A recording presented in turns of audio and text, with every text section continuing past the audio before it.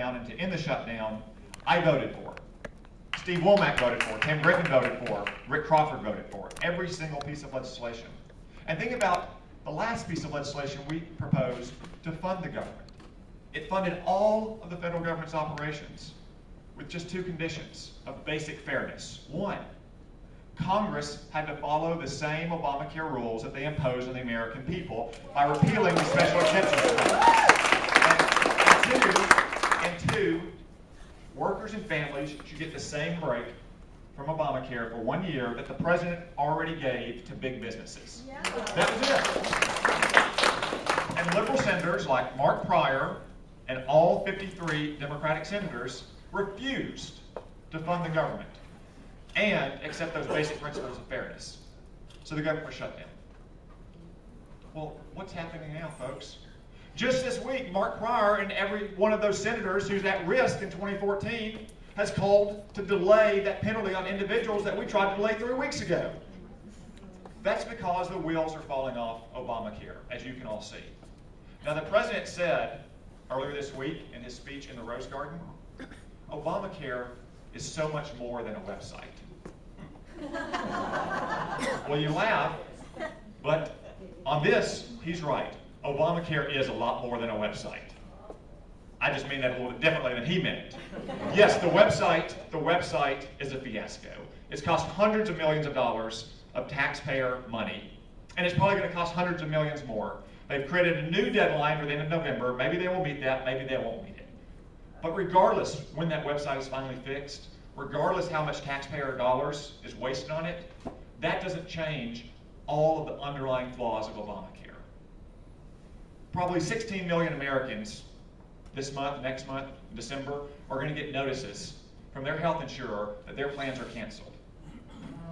Thousands, tens of thousands of our candidates might. Some of you may have already got that. You may have heard friends or colleagues or family members who've had their insurance canceled. Why? Because it doesn't meet the dictates of Obamacare. Do you remember when the president said, if you like your health plan, you can keep it? Does he still believe that's true? Did he ever believe it's true? The design of Obamacare is you can't keep your health plan if you like it. You have to take a health plan that the federal government dictates to you, regardless of your needs, regardless of your budget. That is wrong, it is immoral, and we're going to fix it in Washington. Just yesterday, Ron Johnson, senator from Wisconsin, announced that he was introducing the If You Like Your Health Plan, You Can Keep It Act. And what it says simply is, if your plan was legal in 2013, an insurer can renew it in 2014. Because the federal government should not tell families and individuals the kind of health plans they can and cannot get to meet their needs and to meet their budgets. The House will likely consider similar legislation. What is the president going to say? What are liberal senators like Mark Pryor going to say whenever they're faced with 16 million Americans who have lost their insurance? Folks, don't be surprised if in 30 days or 45 days or 60 days, it's not Republicans who are asking for a delay of Obamacare or delay of the mandate. It's Barack Obama and Mark Pryor coming to us, asking us to delay it for them. And then the issue will be, what concessions are they willing to make so we can delay their own disaster of a law? That's why we had a government shutdown. Not because of Republicans, but because of liberal Democrats like Mark Pryor, who refused to take a second opportunity to make amends for the grave mistake they committed 4 years ago when they voted for this law. You know it, I know it, the American people know it. And they're going to remember it next November when it comes time to have a reckoning for people like Mark Pryor who haven't faced the voters since he cast the deciding vote for that law. Now, I said it's a great time to be a Republican. Despite all of the negative and unfair media coverage we sometimes get, despite sometimes having internal debates over strategy and tactics. But what would you rather be in? The party that has vibrant intellectual debates about how to move this country forward, or in Barack Obama's Democratic Party that is using stale ideas from the 1960s and the 1970s that failed then and have failed every day since? What party would you rather belong to? The party that has young, emerging leaders, like in the Senate? Marco Rubio, Rand Paul, Kelly Ayotte. In the House, Paul Ryan. In the governor's mansions, Chris Christie or Scott Walker. Or would you rather be in a party whose leaders have been around in politics since before I was born, frankly? I'd say I'd rather be in a party that has vibrant intellectual debate and new emerging leaders all around the country. And that's where we are in Arkansas today as well. Just think where we were 3 years ago. On the eve of the 2010 elections, you might have attended a rally 3 years ago today, the last weekend of October 2010. People saying, we're going to win. We're going to make unprecedented gains. Very few people believed it. Maybe you didn't believe it, but you're still out working hard on behalf of the Republican candidates. But we did it together. In just 2 election cycles, we've gone from having a quarter of both the State House and the State Senate to having a majority, to having no statewide officers to having 3 out of 7 statewide officers, to having only 1 member of our 6-member federal delegation to having 5. And next November we'll have all 6. Look at the special election that just happened up in Craighead County for a state Senate seat that's based out of that county. More Republican primary voters than Democratic primary voters. How often do you see that outside of Northwest Arkansas? In fact, one might even predict, if you look at what the Democratic Party is doing all around the state, trying to attract 1 candidate into their race, and then draw a force field around that candidate, say no more. And if you look at our candidates, some of whom are here today, who all have primaries in every single statewide office, you might predict that we, for the first time in modern history, will have more Republican primary voters next May than the Democratic Party has. And that is a testament to all the hard work that all of you have put in over the years and the new emerging generation of leaders we have right here in Arkansas politics. Why are we succeeding? It's because the people of Arkansas, who are conservative at root, are hearing the conservative message on which our candidates run and on which our party was founded. Basic principles that have always made this country great and prosperous and powerful. Limited and constitutional government, the free enterprise system, individual liberty, traditional morality, a strong national defense. And we're running candidates here in Arkansas just like we are statewide, who are defending those ideas, who are campaigning on those ideas, against Democratic candidates who are using the same hidebound, threadbare, decades-old liberal ideas that if you just give us a little more power and a little more money, think of how much good we can do for you. And it's all coming to a cropper right now, as we see in Washington and Obamacare, which is the culmination of that outdated liberal ideology. I know sometimes it seems like we might be fighting among ourselves, or sometimes it seems like the Democrats may be gaining. But I think next November, we're going to see here in Arkansas, just like we see around the country, the liberal emperor exposed having no clothes on. And we're going to have not just more gains in Arkansas here, we are going to have record gains as we become not just the majority party that reflects the values of hardworking Arkansans, but a lasting and enduring majority. And as we take back the United States Senate, so we can still send conservative reform legislation to Barack Obama, so he has to once and for all say thumbs up or thumbs down. Those are the stakes of this election. Whether or not we will consolidate our gains here in Arkansas, whether or not we will stop the worst excesses of the Obama administration and prepare the future for conservative reform in Washington, D.C. That's why I'm running for the United States Senate. That's what I tried to do in the House. That's what I hope to do as your next United States Senator. But to get there, I need your help.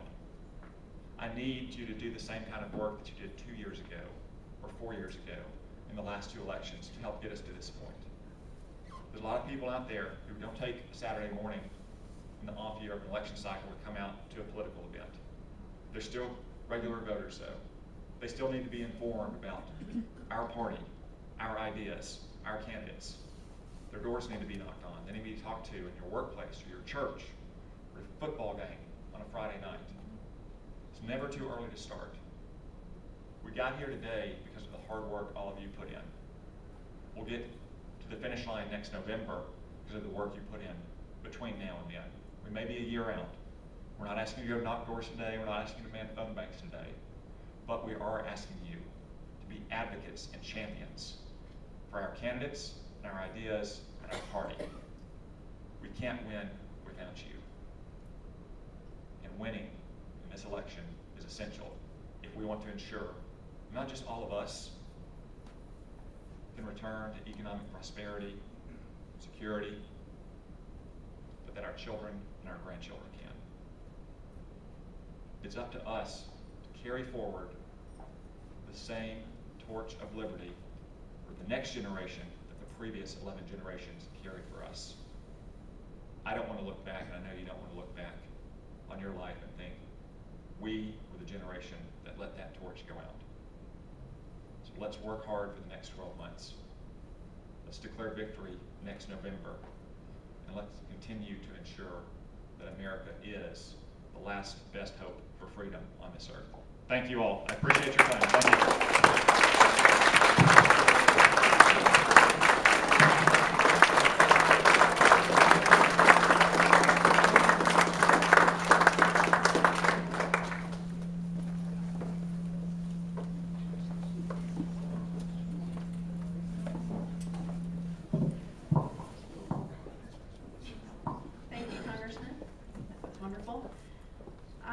Now we'd like to invite Dennis Wolford. He will help us conduct our auction, and we have a few interesting items to bid on.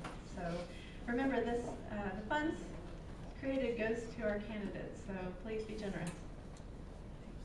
Which one do you want to start with? How about our First Amendment gun frames?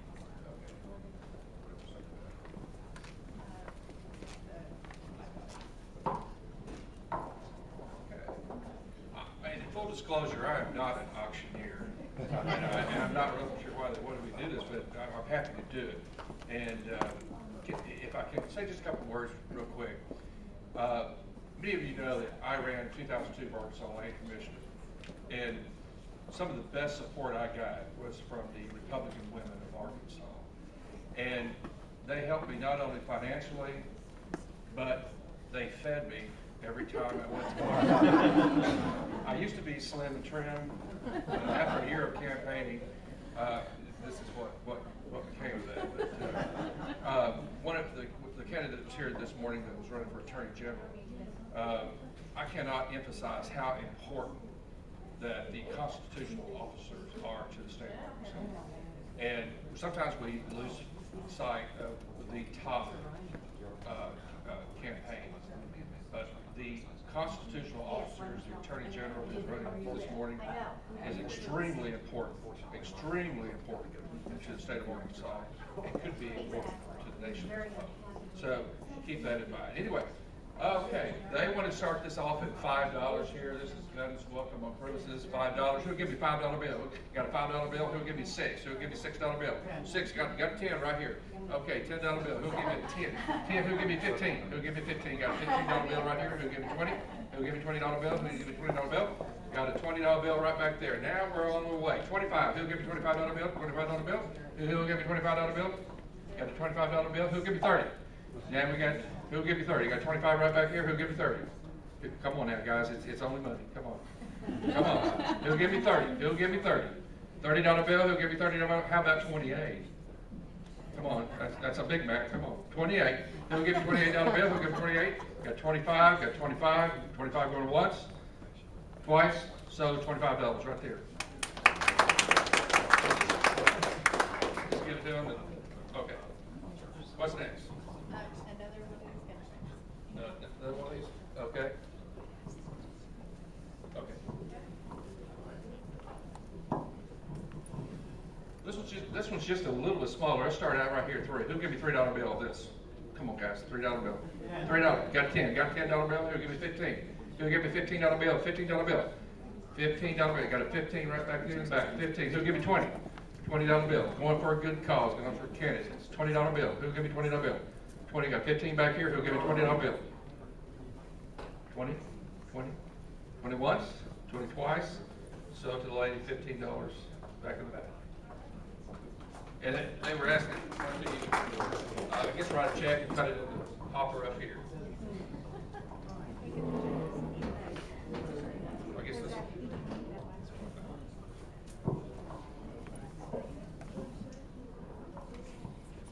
we got another one here. Let's start this one off at $10 bill.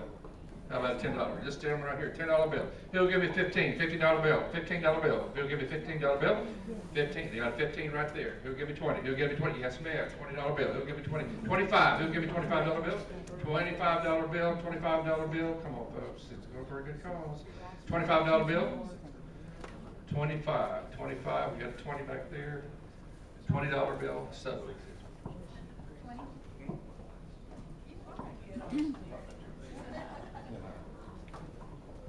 Okay, what's this? The time? Okay. All right, I better watch this now. I haven't taken my gun safety course. This is a nice little BB gun, and this actually shoots.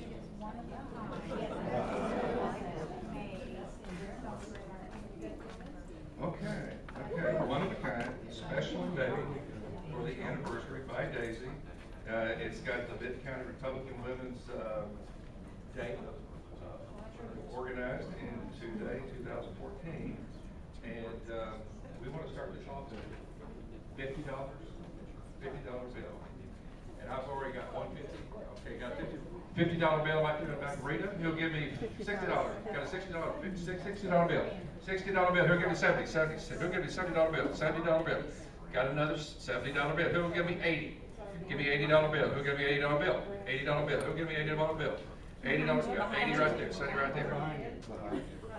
Oh, well, I didn't see it. Okay. Got that back. He'll give me $100 bill. Got a $100 bill. Okay. Well, now we're moving. We're rolling here. $100 bill. Okay, now let's get it. 120.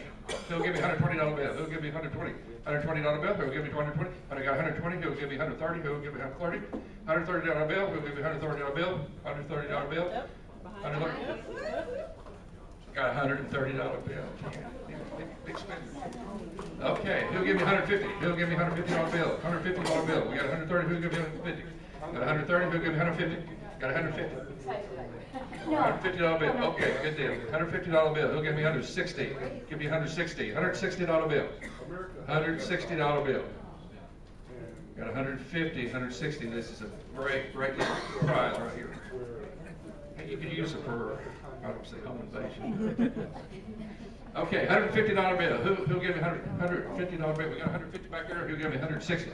He'll give me $160 bill. $160 bill. We got $150. He'll give me $160. $160. $150 going once, twice. Sold for $150 in the back row.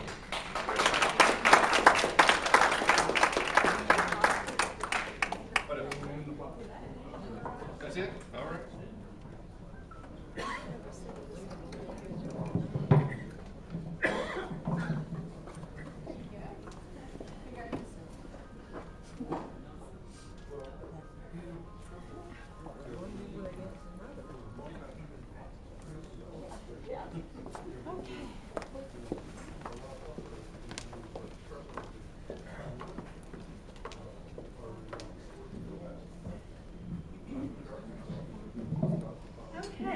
Wonderful. Thank you so much for supporting our group and our candidates. And speaking of candidates, I would like for the candidates that have a schedule that need to get on their way to first come up, and then we'll hear. Let's hear from a few candidates, and then we'll switch to a little bit about Common Core, and then we'll come back to a few more candidates. So, but I welcome those that need to get going to come up first. And we're going to cut that cake. It's coming. Good morning. My name is Leo Cruz, and I'm the campaign manager for Debra Hobbs. Basically, here's the story.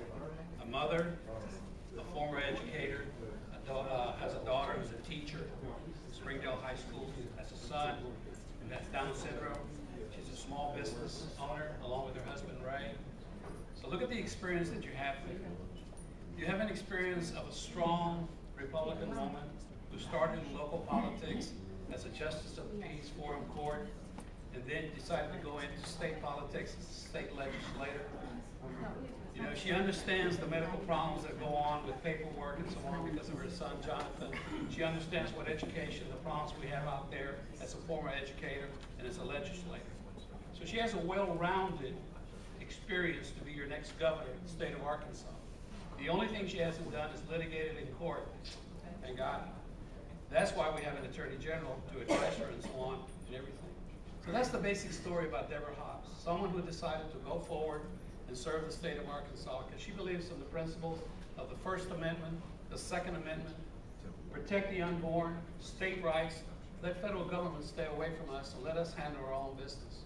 Debra Hobbs, state representative, candidate for governor. Thank you.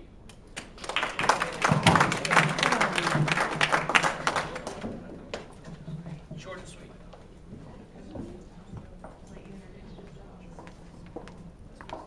Good morning. My name is Leon Jones, and I'm here on behalf of Asa Hutchinson. And he regrets that he can't be here today, but he's in Clinton, Hot Springs, and Rising today, taking his message all across the state of Arkansas. And I'm here to show my support because I have the same beliefs that he has, and I know his heart. And beliefs such as faith, family, and freedom. And I support Asa because, like many of you, I know him personally. And Asa grew up here. He grew up here in Benton County. He went to law school here. He opened a law practice here. He may have even represented some of the people out in the audience today. And not only that, he served as Benton County chair, as well as a U.S. Congressman in the 3rd District. So he's done a lot for not only this district, but for the state so far. And he understands, and he has a sincere passion of taking this state forward. He understands that in order to be competitive, we need to have a competitive income tax. And we need to be able to compete with surrounding states to bring job growth and to be competitive, not only in the job growth, but in entrepreneurship. And he also understands that education is a key component to that job growth. And he wants to make sure that not only workforce education, but the traditional path of education is brought forth in the state of Arkansas. And he also understands that we need to repeal Obamacare, that we need to take that wrong decision and make it right for the state of Arkansas because it has begun to kill jobs. And he also understands that our Democratic opponent was one of the ones that voted to bring it out of committee. And Asa wants to use conservative principles in order to make it right. And so I'm here asking you to vote for the next governor of the state of Arkansas, Asa Hutchinson. Thank you.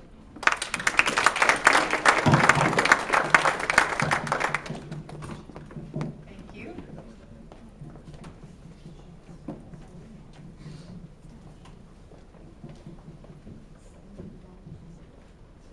I am Curtis Coleman. No, I'm a representative of his to speak today. Curtis is not a politician. He's a businessman who's very deeply acquainted with the heavy, onerous regulations of the state of Arkansas, the taxes on business of the state of Arkansas. And he knows about that wall around Arkansas that our legislators and governor have built to keep businesses out and to move them out of Arkansas because of all those awful regulations and taxes. He wants government returned to the people, the nearest places, school ownership, school regulations to come from the people, the parents, not government. Put things down to the local level. He wants to, let's see, this is spur of the moment, so he wants Second Amendment rights. Of course, he wants gun ownership. 10th Amendment, he wants to return the power of the government to the people in the states the way it was intended. The federal government is not supposed to be over the states. The people and the state governments control the federal government. He is a constitutional scholar. He has a DVD series about the Constitution and very effectively presents each of the amendments of the Bill of Rights and how each one is dependent on the other. First Amendment rights are very important. Freedom of religion, not freedom of worship. We need to be able to effectively speak and be Christians in the workplace, in the schools, in society, in the military. It's horrid the way the federal government, Justice Department, and the Pentagon are sending these regulations down to the common military people that they can't even speak of Christ. They vilify Christian organizations and say they're hate groups because of the Southern Poverty Law Center. We need to clean things up, and Curtis Coleman has backbone. The fact that he's a businessman, he knows what Arkansas needs. He knows we can be a prosperous state. We have all the natural resources to, be able to be on our own, not going to any other state for anything. He wants to join other Republican governors of other states like Texas, Louisiana, Oklahoma, and fight for our rights, along with the Attorney General candidate who spoke, joining other Attorney Generals. So if we can elect a governor, I love Asa, I love Debra. I feel Curtis is the one with the most backbone and the best plan for a prosperous Arkansas. Thank you.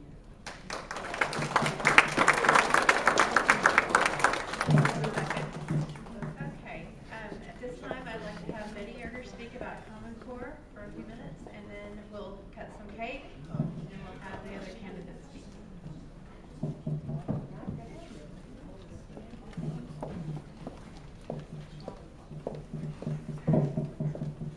Get organized up here.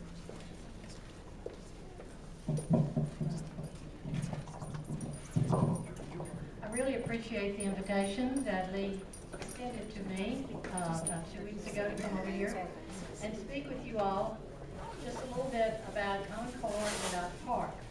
Now, I'm not sure if you really know what PARC is, but PARC is the testing arm of Common Core. Now, I've got a table full of literature back of me that really does explain pretty much in detail what the issues are with the Common Core and especially the issues with PARC. This next session that's coming up in the legislature is a fiscal session. So legislation that would be working to get rid of PARC and to get rid of Common Core may not be able to come up until 2015. But in the fiscal session, we may have an opportunity to defund PARC. PARC is an acronym for Partnership for Assessments of Readiness for College and Careers. This is actually a tremendously insidious program because what it is doing ultimately is robbing students and teachers and parents of their privacy. These tests have to be administered online. That's another whole conversation. 50% of the schools in Arkansas don't have the computer, the money, the tech support, or the bandwidth. I go to all of the education committee meetings in the Capitol. I go to all of the State Board of Education meetings, and it's amazing. It is absolutely amazing, the information that you pick up there. I'm with a group called Arkansas Against Common Core, and you can go on our website, do that, put a .com after it, and you can find a tremendous amount of information there. We've been going around the state doing informational seminars. We've done 20 so far. Mostly it's been in northern Arkansas. Recently we've made contacts with some people in southern Arkansas, and we're hoping to be able to reach out to the folks in southern Arkansas to help them understand more about the dangers of Common Core and especially the dangers of PARC. Now, PARC is, as I said, it's an online test, and there are so many schools that are not prepared for this. Right now, Arkansas volunteered to be the first state to field test it. Aren't we proud of Governor Beebe and the state school board for doing this for us? I'm not really sure how that's going to turn out. In New York State last year, they had started the Common Core a year earlier than the other states. There were only 5 that decided they didn't want to do Common Core. New York did the Common Core for a year. They put together a test very comparable to the PARC test. 70% of their students failed the test. 70%. This particular school district in New York, the superintendent had just been elected superintendent of the year. In his district, 70% failed. He was devastated. He was absolutely devastated. And I have seen a clip on his conversation to the parents of this district, and he's just about done a 180 on the whole thing. He said, it is a disaster. How do I tell 70% of my kids they're failures and that they can't go to college? Now, when PARC gets going, not only is it going to be very expensive, but guess what? Eventually the states are going to pay 80% of the cost. A PARC test runs about $30 per student. The AWA basic skills test runs anywhere from 10 to 15. So we're looking at a cost difference just on the test, not to mention all of the computers, the tech support, the bandwidth, and all those expenses that are going to come in there. But let's just pretend we fix all the problems. All the schools have computers. All the schools have the bandwidth. All the schools have everything they need to do these tests. And we're just running those little kids through there right and left. Guess what else they're going to do? They're going to be collecting 400 data points of information. One of my handouts over there has that information. Stick this up here. These 400 data points will absolutely give you cold chills. It wakes me up at night. It absolutely wakes me up at night. When I start seeing the 400 data points that the federal government wants to collect. Now, how can they do that? Have you ever heard of FERPA? Raise your hand. Has anybody heard of FERPA? That's another acronym, and it is a bill that was passed in 1974 that is the Family Rights Protection Act. Parents are supposed to sign a release for any student information that is given out. Since 1974, that's been the law. Arne Duncan, the Secretary of Education in Washington, through a bureaucratic regulation, just did away with it. We don't need it. It's going to be a best practices. This paper right here says the first look at the new FERPA regulations as of December of 2011. Detailed information of who all is going to get this information and how it can be used. On my way up here today, I had finally sat down, in the car 4 hours later, and I had a chance to read a bill from New Hampshire that they are in process of constructing right now about protecting student privacy, protecting teacher privacy, and parent privacy. I would love to see Arkansas put forth a bill like that. Now, I'm working with several legislators on the construction of a bill to hopefully defund PARC. I talked to Senator Missy Irving yesterday. I did not realize this till I talked to her, and she's my senator, that she's already got a bill under construction, I guess you could say, a proto bill. She's very concerned about the biometric information, the eyeballs and blood pressure and all this sort of thing. Well, add into that all the other things that they want to collect information on. I mean, that seems to jump up and everybody gets scared about that. But they want to know what time you get on a bus, what time you get off a bus, what your favorite food, what outside organizations do you belong, and how long. Why do they need to know this? I don't think they need to. As Congressman Cotton was talking about, that's government overreach. They do not need to know every little thing going on in our lives or our children's lives. I've been working on the Common Core and the PARC and all of these associated issues for about 2 years. I was a teacher for 34 years. I retired in 2012 to do this. This is all I do now. Ask my husband. He drives me to a lot of places. I appreciate the opportunity that Lee has given me to come over here and just speak to you briefly about this. As I said, there's a lot of information on those tables. If you would like any more information, please call me, email me, go on our website, take a look at everything. And I think you will not sleep well at night either. I hate to be the bearer of bad news, but folks, this is bad news. And if we don't do something in this upcoming legislature to slow it down, keep student information, if nothing else, just keep it within our state and not release it to these massive data banks that the government, the federal government is putting up, then we have got some serious problems. Yes, sir. Why aren't our congressmen and senators screaming and shouting about this? Once this is compromised, once this information is given, it's in the system. We can't go back. It's something we can't cover next year or the year after that. And yet we don't hear anything whatsoever about anything in Congress is doing. Well, I'm just going to tell you right now, all 4 of our Arkansas congressmen have voted for H.R. 5, which is a bill to protect our student privacies. I don't know how far it's going to get.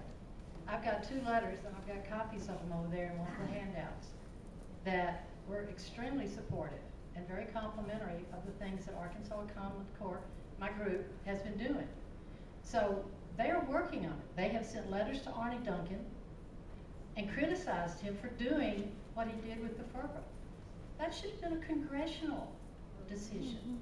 Right. That was not a bureaucratic right, but he took it and he did it, and they're doing it. And thank you, Governor Beebe. He's right in there supporting him. Yes, ma'am. Are they asking on there if there are guns in the home? I think that's what they ask in the doctor's office, and I tell them it's none of their business. But I have read those 400 data points, and some of them are redundant, but they really do make you wonder. Some of them, I don't even know what they are. I don't even know what they mean. I don't know what they're trying to find out. Oh, like I said, I could go on for 20 or 30 minutes, but we've got other folks who want to talk today, and I'll be glad to answer any questions afterward. But if you'll take these handouts and take the time to read them, you can copy them, you can share them. I don't care. I'm just the messenger. Your Congress people, your legislators, these are the people that are going to make the changes and protect you and your children, your grandchildren, and everybody that you know and love. Because the government overreach is getting worse every day.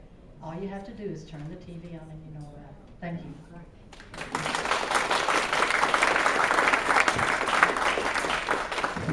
Thank you, Betty.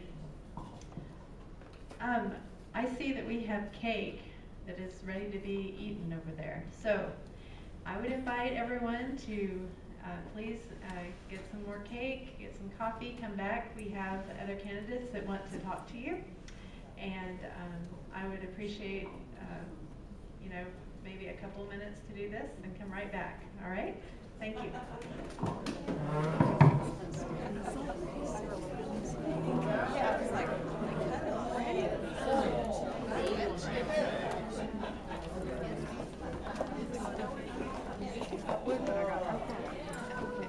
Oh, Debra, you're dieting. Yeah, I've got a visit.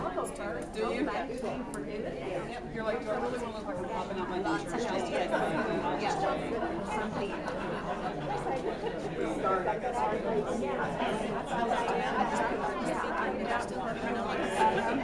And that attracts food. Yeah, the thing, I just got the knots not too long ago. And I'm not here. So I bought it on. I'm like, you know what, I'll just name it. It's actually, I feel better with the man who's doing that. Pretty good. Yeah. Well, this is a piece of art right here. It's just plastic. Well, I think it looks good. Is that your little yours a chocolate? I'm guessing that that's like a good job. Bottle of red food color. Yeah. She told me she'd teach me how to make cakes. And I said, well, you know, win or lose the election, at least go learn how to make some awesome. That is so sweet. You did Neil was way down. My grandpa was already in it, and got in. He's a preacher. Whatever works. Okay. At least he can work in yes. I'm going to call him. His name is what? Seriously. Okay. But mine too. It is kind of sloppy.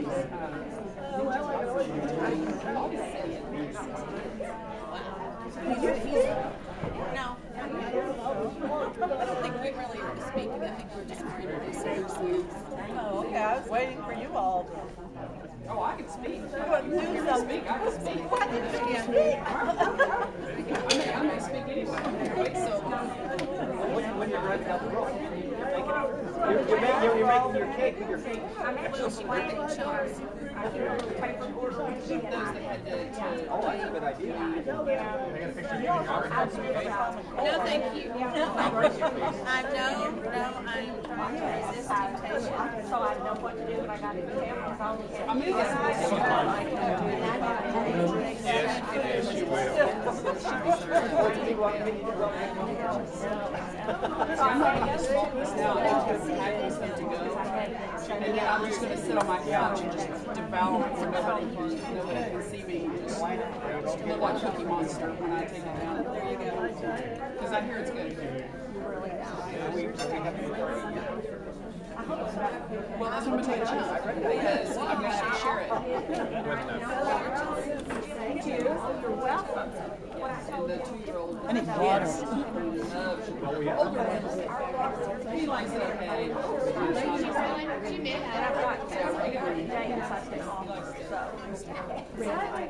But you can't really negotiate sweets. He's just like Riley. Oh, he will do backflips for a piece of candy corn. Or how we can, as he calls it. How we can. You know, you and I both make it up.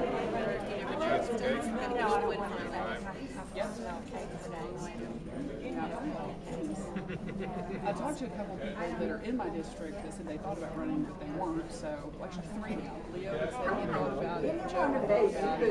Yes, right. You could get by. Which actually, I kind of preferred them. Well, let's see this straight.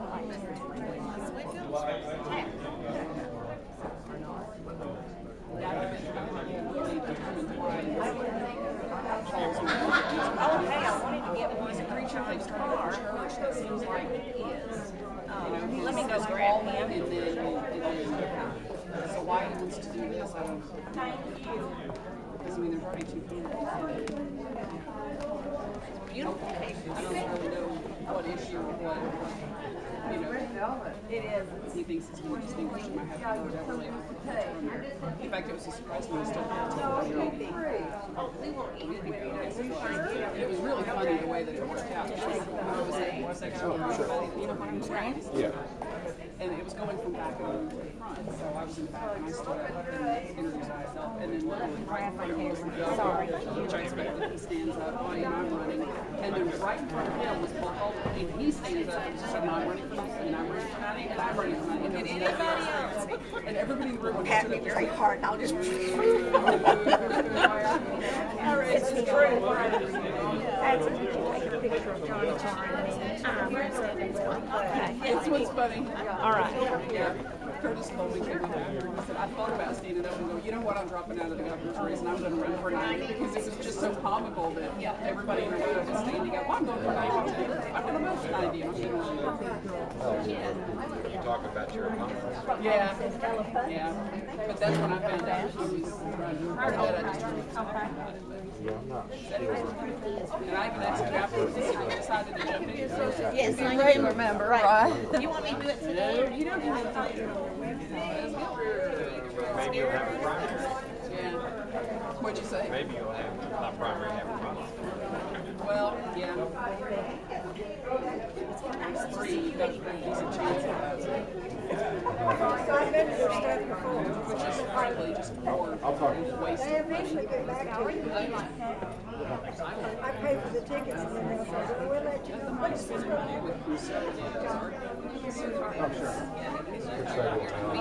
you're not exactly the same conservative. Not exactly. We don't agree 100%. I'm going to meet with on Monday. I just wanted, I called him up and invited him. I just wanted to sit down and Whitmore, my first opponent. I couldn't meet with, well, I don't know what his number is. I don't know anything about him except Wednesday. Oh, he's great. I told him I thought it would be good for us to sit down and talk to each other to remember that we're both people. Yes. You know, because you tend to kind of forget that, I think. Okay, sure. He was very agreeable. He just seems like a really nice guy, too. I mean, I don't expect one of us to be doing anything. Yeah. I mean, I guess I could get one side. Let's do it. That one looks better. Sue was doing something. It was an action shot. Okay, thank you. Oh, you're very welcome. But I think it's just moved down to Fayetteville. It's not either moving or in the process of moving. He said something like they had just gotten land and they were building a building or something. That's what he had said a while back. So maybe I think it's in either Springdale or Lowell right now. It's not very big though. I think it's in Springdale. It's not very big. They said him and his wife said it's Hey everyone, and he's also we only have a few minutes until we got started again, so if I could please have everyone come back and take a seat. I know that we'd love to hear from our other candidates that are here anxiously waiting to speak to you about their campaigns. Yeah, we're all fired up. Yeah, And I'm wondering who our first volunteer candidate will be. Do I have a Jana DellaRosa? Please come up.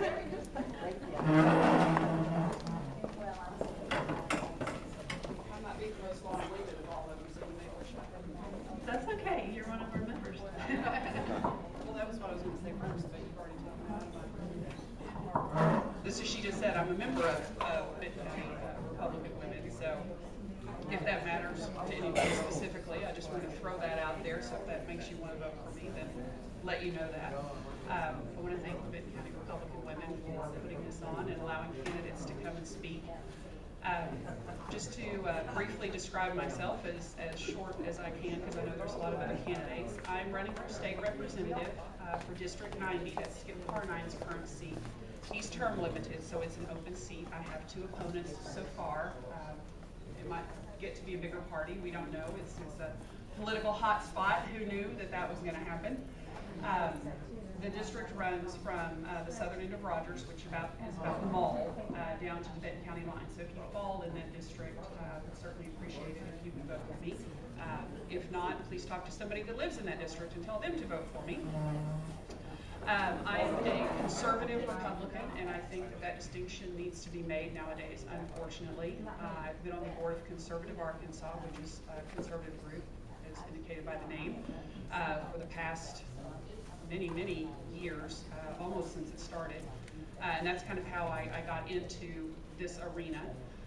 My reason that I want to run is my kids. I have a 2-year-old and a 7-year-old, and that would seem against what you would want to do as a mom, but I think that the state legislature, specifically the education department or committee, desperately needs a parent, specifically a mom with kids in the system today, who has friends who have kids in the system today. I think that those that are retired, while they have every great intention, I think that they have lost the perspective that you get when you've got kids in it today, because their kids were in 10 or 15 years ago. And I'm telling you, it's worse today than it was 10 or 15 years ago in elementary school. And frankly, I would love to see a non-academic on the education committee, and I am not academic in any way at all whatsoever. I am very practical. I will not use 5-syllable words to describe the most mundane thing. And I think that they could use something like that. I've got 3 main reasons that I want to run. First and foremost is education. I am very pro-school choice. That's probably going to be my #1 priority in this election. We have got to get competition in our school systems in Arkansas. Private, public, the whole 9 yards. Now exactly what form that's going to take, there's a caucus that's already working on that. I want to work with them to get school choice passed. Whether I get on the education committee, she's saying I'm on it. Whether I get on the education committee right off, probably not, but I can support it from the outside and then further in. But that's my #1 goal. I really want to get school choice passed and for us to start moving in that direction. I think that'll be the biggest piece. I'm very against Common Core. I listened to Dr. James Scholes came and spoke to Conservative Arkansas a few weeks ago. It's on our website if anybody wants to see it. He was very good. He's an expert on it. He's got kids that were part of that system for a little while. So you've got another parent that raises her hand and says, "This is insane. Well, what are we doing here?" And again, there's a caucus, and I'm sure you're probably part of that as well. I want to help protect our Kansans from Common Core, which is already here. And I think that another huge thing that we need to do in education is we need to start redefining how we hold our educators, I want to say accountable, but we need to change that word from accountable to responsible. Accountability is not really what we want out of our educators. Accountability is actually, I think, in my opinion, is what's causing our problem with our educators. Accountability says that I'm going to dictate to you exactly what you're going to do and how you're going to do it, and then you're going to have to come back and tell me how well you followed it. Okay, that's control. That's just a nice fancy word for control, and I think that that's the crux of our problem, and that's why our teachers are drowning in tests and forms. I should have brought it with me, but my son just went through something, and I mean, the paperwork is staggering that these educators have to fill out, and none of this actually accomplishes anything. It just reports back to the state that they've looked at it, or that the data points have been met, but nothing is actually done. I sat through a 3-hour meeting this last week for my son, and I can tell you, we got one thing out of 3 hours, and that is, maybe we might put some Velcro on his binder so, you know, it'll keep his hands busy. 3 hours and a staff like this. So we're not accomplishing anything with this accountability. What I want is responsibility with our educators, and that means that I hire you, and you go do whatever you think is best for the kids, and I set parameters of what you're supposed to accomplish, but I don't tell you how to do it. I let you go do it. That's what you're trained to do. That's why you're doing it. And we have got such a stranglehold on our educators right now, not allowing them to do what they have been hired to do. And it's frankly frustrating to many of them that they can't do what they're hired to do. You see young people coming in and then they get very disillusioned very quickly with how the education system really is. So I want to start redefining that. And then I also want to encourage innovation with our school systems. When one school has redesigned their layout or has implemented a new program that works great, there's really no system in place that encourages other schools to adopt it. And frankly, there's more risk involved in them adopting it, so they are discouraged from doing it versus encouraged to do it. So I want to see innovation spread throughout the schools. They share ideas, and there's encouragement for trying it versus a penalty should something not work out perfect the first time. The other items that are key for me are jobs, which is going to be driven by education. And I think we need to reduce the income tax rate in Arkansas, and I know that Asa Hutchinson has spoken about that. I'm not sure if the other governors have, but we have to have a governor in place that'll do it, and we have to have a legislature in place that'll do it. It desperately needs to be reduced. We have the highest tax rate in the South, for certain, and one of the highest in the nation. Yet we're also one of the poorest states in the nation, which means we're breaking the backs of the people of Arkansas. We've got to stop this. If we want jobs, which is what we ultimately want, we have got to have an environment. We have to have a skilled workforce, and we have got to have taxes that are conducive to businesses starting up or locating here. And I've been asked, how are you going to pay for this? Because Arkansas's balanced budget. How are you going to pay for a tax decrease? We have had Democrat control in Arkansas for 138 years. You can't tell me that there is not a load of fluff That's right. that can be cut from our budget. So I was trained as an industrial engineer. It's not what I went into. I ended up being a supplier for Walmart, long story. But that's what's in my heart, is finding efficiencies and productivity. I'm very pragmatic and practical. So I think it's going to just be a natural fit for me to be doing things like that. So that's the crux of what I'm running for. That's what I want to do when I get there. I would certainly appreciate any support that you could give. And again, if you're in my district, District 90, I'm Jana DellaRosa. And if you would please vote for me, I would certainly appreciate it. Thank you.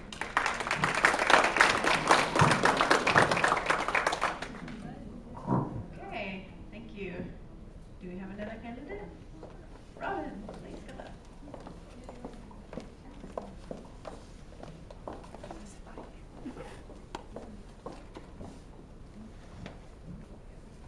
Thank you. I'm thrilled to be here. This is good to be in front of family and friends. My name is Robin Lundstrum, and I am running for state representative for District 87. And the district actually goes from the Oklahoma border all the way to 71. She's a big girl, and I'm a big girl, so we can take it. It includes Siloam Springs, Elm Springs, Tawnytown, and a chunk of Springdale. I'm a former educator at John Brown University, and I'm a small business owner, so I understand what it takes to run a business in the state of Arkansas, and it's not easy out there, folks. And we need people in the legislature who understand the taxes, they understand the burden, they understand the process, and they understand what it means to risk your own money and your own capital on a daily basis. And if you don't get it right, you pay for it. If there's a mistake, you pay for it. So I know what it means to earn it. I know what it means to put it at risk. And I will respect that money that goes to Little Rock. And we don't need as much money that's in Little Rock right now. When you have $300 million left over funds, that tells me we can cut taxes in Arkansas. We can cut the corporate tax in Arkansas. And we can cut the capital gain tax in Arkansas. So, no, we can't is not an answer to a Republican woman. And I have been a Republican woman for 25 years, and I know what it means to work. And I would love to have your vote. I would love to have your support. My website is LundstrumForArkansas.com.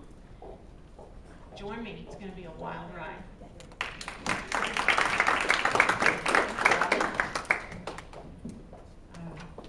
Anyone else?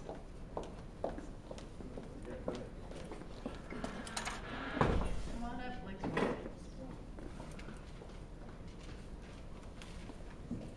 We are so fortunate to have such great people running for office.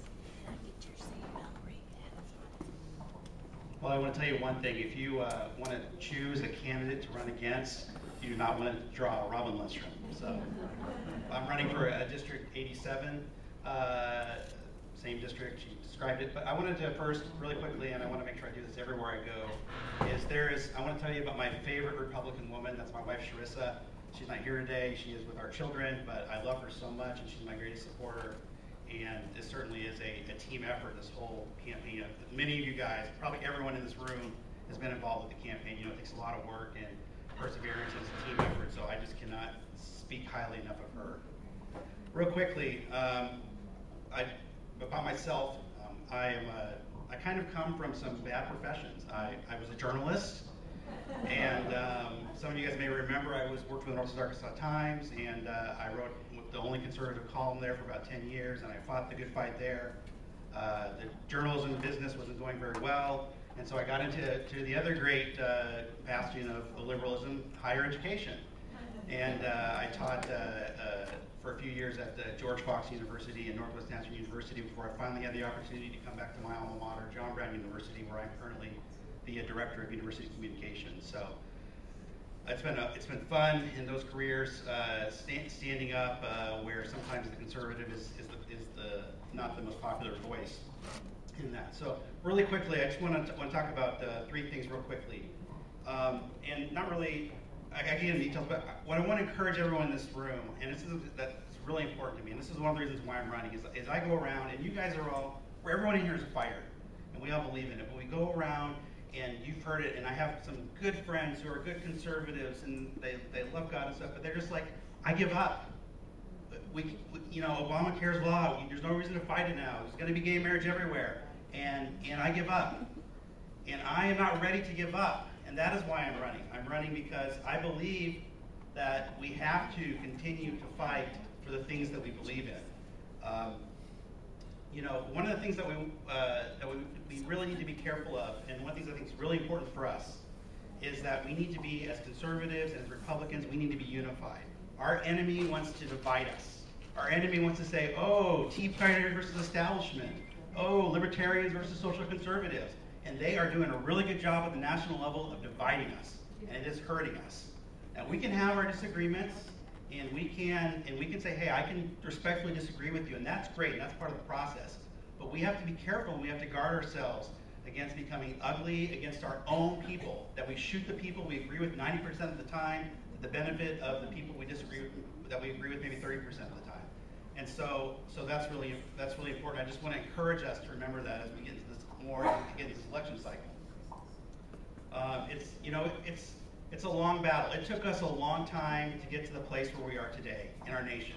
It took us a long time to slowly build up $17 trillion of debt. It took us a long time to get to a place where God is no longer respected in our schools and in our state houses, in our bureaucracy, and it's going to take us a long time to right the ship. And so I encourage everyone to be patient and to be long-suffering, because hopefully have a great election cycle. We win a bunch of elections, but it's going to take lots of election cycles to get us back where we want to go. And so we need to remember this is a long game, and it's going to take time. And so I know a lot of you guys, I'm preaching to the choir here, a lot of you guys have been very long-suffering in this battle, a lot longer than I've been alive, some of you.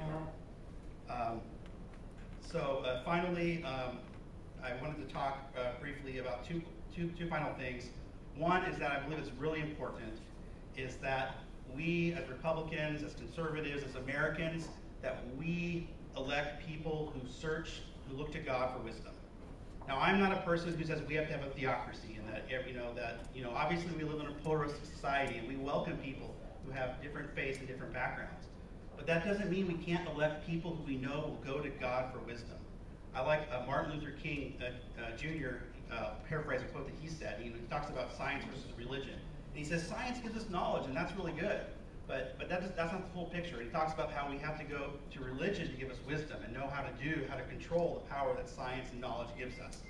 And so again, I really think it's really important that we elect people who understand, who hopefully would, in my opinion, who read the Bible, who are fluent in it, and who understand the wisdom that God has given us, because that's what we need to make good decisions. And we need people who not only rely on themselves, but who are saying, hey, these problems are huge.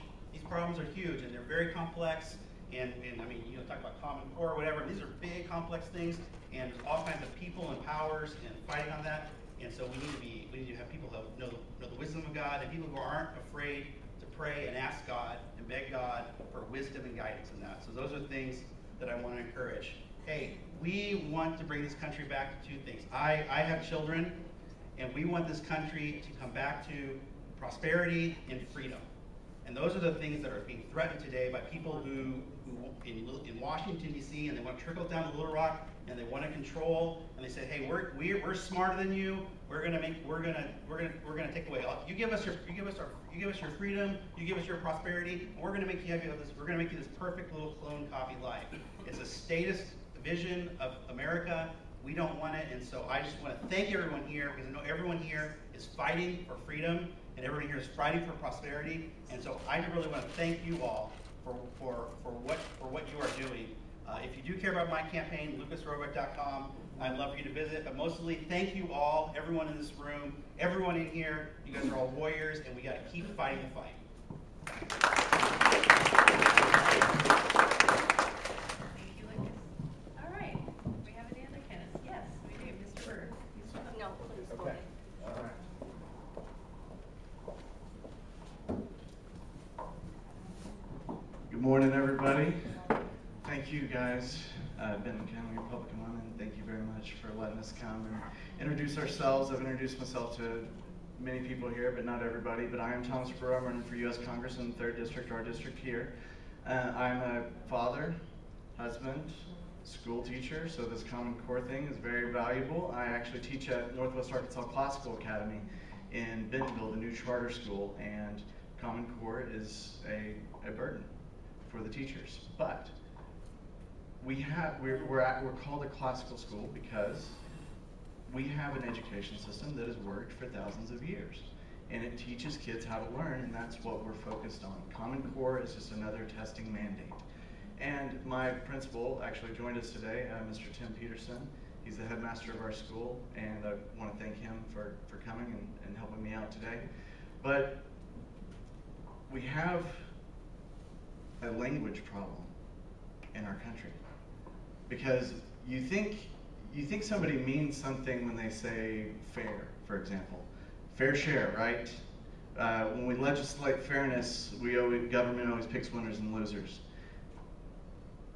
I went to Uganda. I got to go on a mission trip to Uganda with my church years back, and you know they use the Queen's English, and there's a lot of little differences between American English and the Queen's English. And one thing is we call these pants. They call them trousers. There's a different meaning for pants there. It's underwear. It makes for interesting conversations.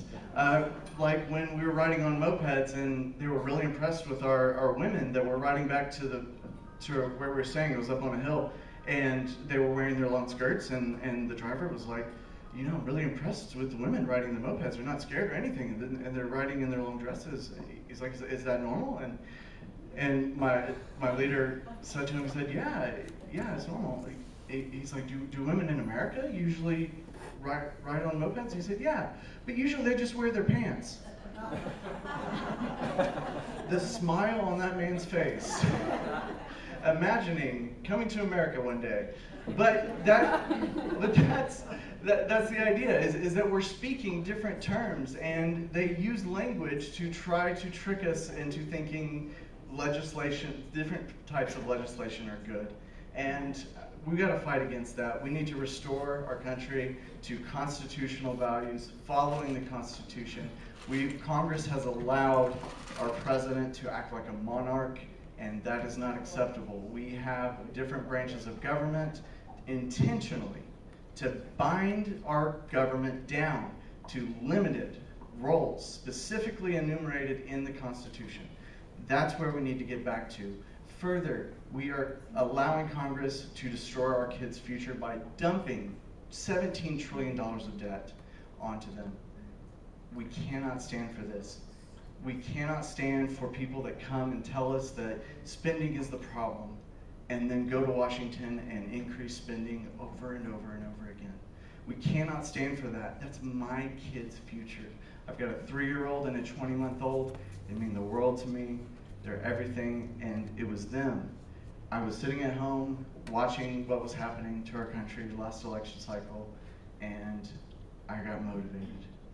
And I said, what can I do? Because I can't, sitting at home and complaining about the problems isn't good enough.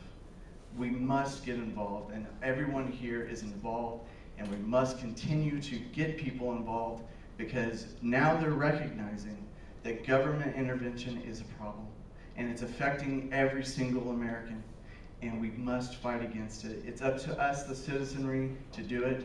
I'm a citizen. I'm a math teacher. I'm not a career politician. I haven't done these things, but we must be an engaged citizenry to fight against the overreaching government. We must establish our states' rights, and in office, I'm going to limit the federal government back to its constitutional balance. Thank you. I'm Thomas Brewer, U.S. Congress.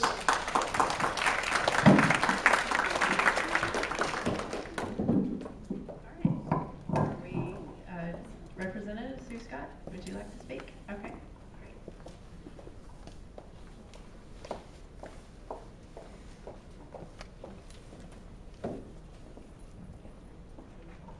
I will be short and sweet. I was up late last night baking that cake that I hope you enjoyed with the help of the 3.5-year-old, so you can only imagine. First of all, I'd like to introduce my husband, Judge John Scott. And I'd like to publicly thank him for all the time and effort he's put into maintaining our household while I've been in Little Rock so much. He's learned to grocery shop. He now knows that grocery prices are out the roof, and he complains about that a lot. So I appreciate everything you do, sweetheart. I rode to Little Rock about 3 years ago with Rita Hamilton. How many of you in this room have ever ridden anywhere with Rita Hamilton? Yeah, see the hands? Well, when you ride with Rita, you work the entire way to Little Rock and the entire way back.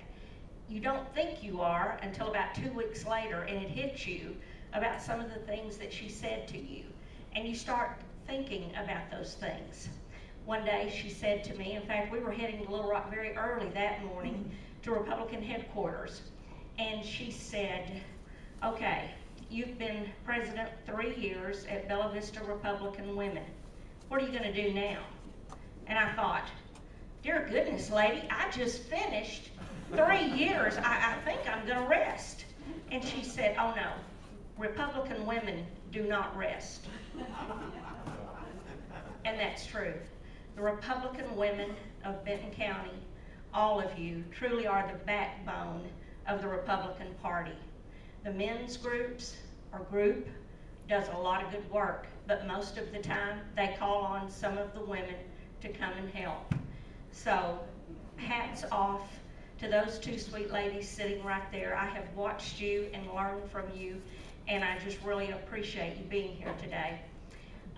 I would like for everyone in this room to stand up and give a round of applause to this group of women. And this food was outstanding. The Benton County Republican Women will always feed you very, very well.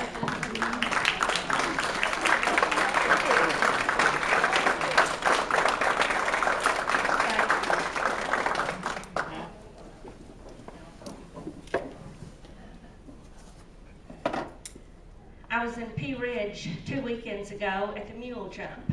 Something that if you've never experienced in your life, you need to go do that at least once. I've been there for the last couple of years, and I had walked away from my booth, and my daughter was at my booth, and we look a lot alike. Well, this fella came up to my daughter and said, how dare you be here at the Pea Ridge mule jump today when we've got all of our problems in Washington? Why is your mother not in Washington? And Leanne said, my mother doesn't work in Washington. And he said, well, that's part of the problem. She works in Washington and she's here today at a mule jump. And my daughter is not a quiet, demure little girl.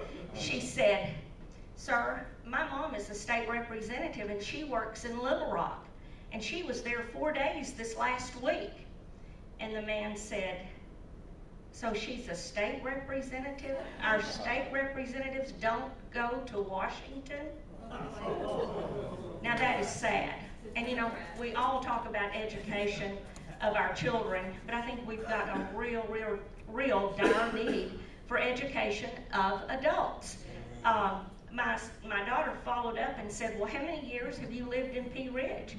Oh, I've lived there 17 years, he said.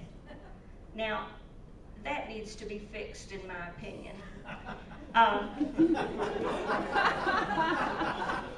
So hats off to the Benton County Republican Women who have made me a stronger woman in Little Rock. And I only can say this to you all, says, give us more women. There are only 17 women serving in the House in Little Rock. You Republican women, find us some more good women. And I'm tickled that we've got several running, and I sure hope we end up with those dear ladies in Little Rock. Thank you, and I just appreciate your past help, and I'd really appreciate your future help. Thank you.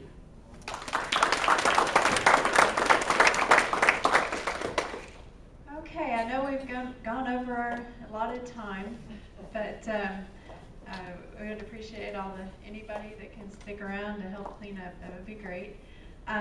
We do have one more thing to do, and that's to present the draw for the ticket. So we've got all of them together now?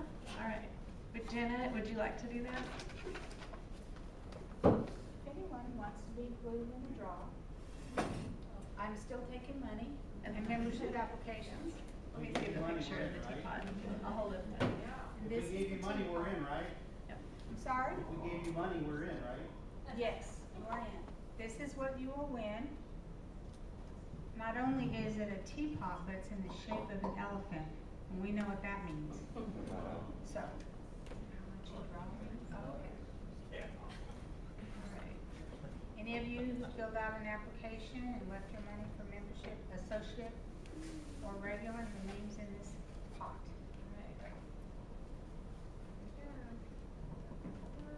Valerie Bendiera. All right.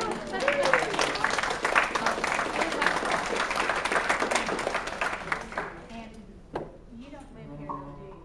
Washington County. You'll handle it. I'll be Jana. Yes, I will hand deliver this. Awesome. All right, well, everyone, this has been an honor for me to be your president during this time, and I just thank you so much. You're a wonderful club. You've given me support over the years, and I've grown a lot, and I don't think I could have ever stood up in front of a crowd before any of this. So I appreciate the opportunity that you've given me in these last 2 years. It's been wonderful, and I sincerely hope that we're on the right track, and I believe we are. Thank you for everything. I appreciate our Congressman for coming, and for all the candidates who spoke, and for Betty Yerger for talking about Common Core, and especially to all of you for coming. Thank you so much, and let's have another great 50 years.